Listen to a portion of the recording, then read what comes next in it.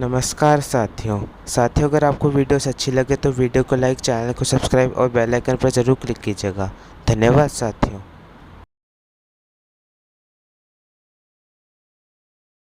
नमस्कार साथियों साथियों आज मैं आप सबको एक सलाह देना चाहता हूँ। हमेशा अपने जीवन में पंचुअल और रेगुलर रहिए, क्योंकि अगर आपको जीवन में एक कामयाब इंसान, एक सफल इंसान बनना है तो आपको पंचुअल और रेगुलर रहना ही पड़ेगा।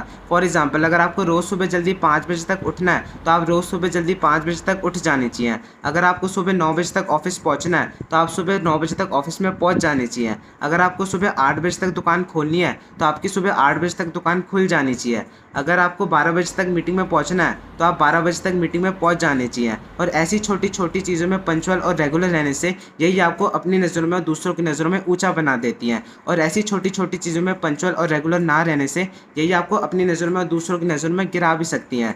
और जीवन में एक कामयाब इंसान, एक सफल इंसान बनने के लिए आपको कोई बहुत बड़ा पहाड़ नहीं लाना है।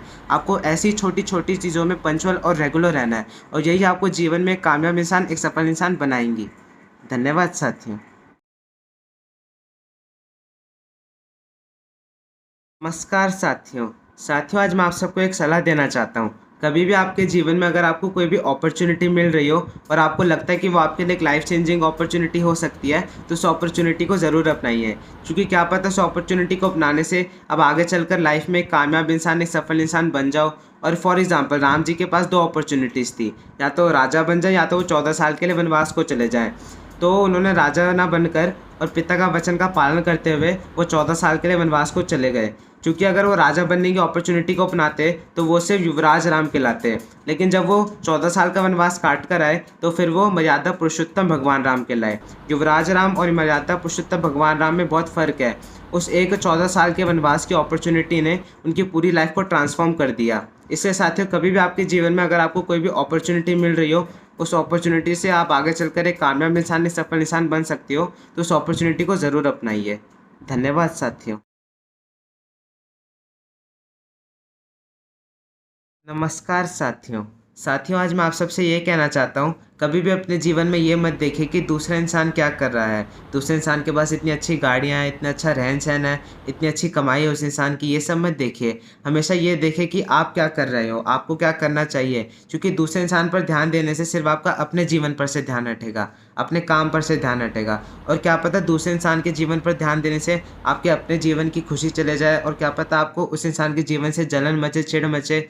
क्योंकि आज के ज़माने में अक्सर एक इंसान अपने जीवन पर कम, दूसरे इंसान के जीवन पर ज़्यादा ध्यान देता है। इसलिए साथियों, कभी भी अपने जीवन में दूसरे इंसान के जीवन पर ध्यान मत दीजिए, हमेशा अपने जीवन पर ध्यान दीजिए। धन्यवाद साथियों।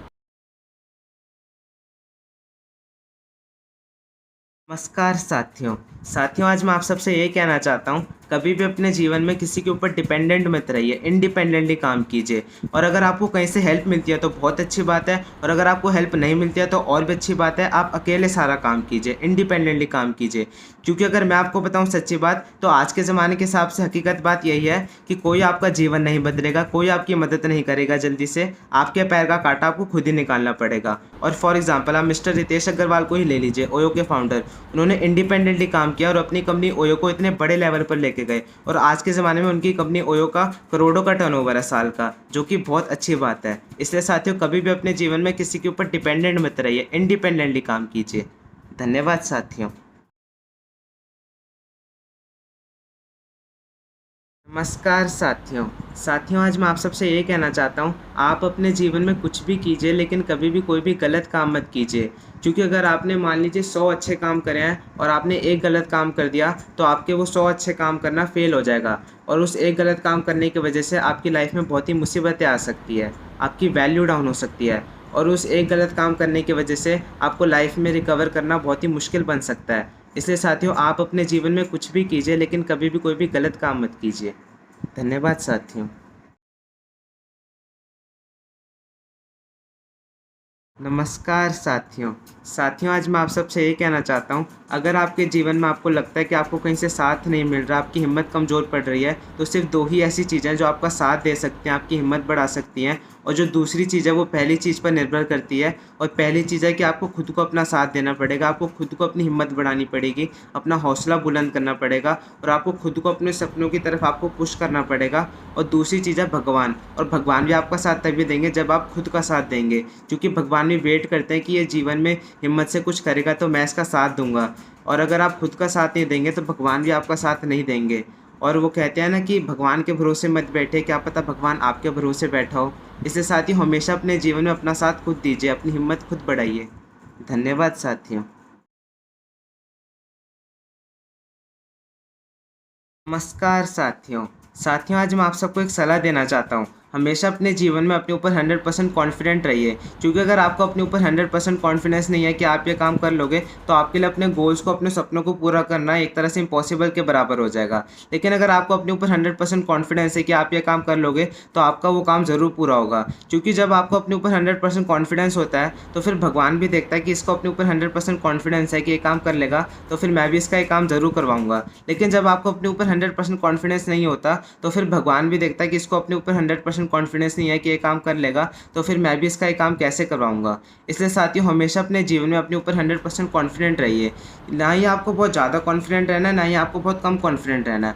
आपको अपने ऊपर 100% कॉन्फिडेंस होना चाहिए, विश्वास होना चाहिए कि आप ये काम कर लोगे, तो फिर वो आपका काम ज़रूर पूरा होगा। धन्यवाद साथियों।